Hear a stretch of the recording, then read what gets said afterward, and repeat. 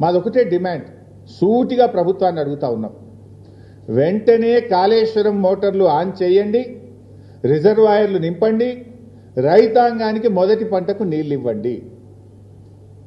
స్పష్టంగా అడుగుతున్నాం మేము. ఆలస్యం చేస్తే ఊరుకోం.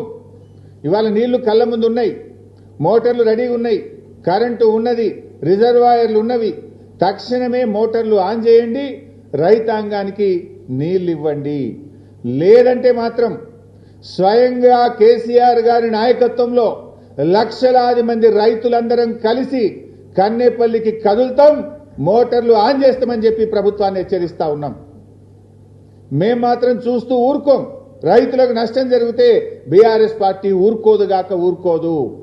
మేము వదిలిపెట్టాం ఈ ప్రభుత్వాన్ని. ప్రజాశక్తిలో ఉన్న బలమేందో చూపిస్తాం.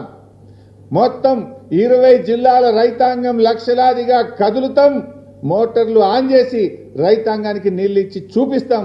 బిడ్డ అవకాశం మరి మీరు ఇస్తారా, మరి ప్రజలతో మమ్మల్ని కదలమంటారా, మీరే తేల్చుకోవాల్సిన అవసరం ఉంది. ఇది అన్యాయం. ఇది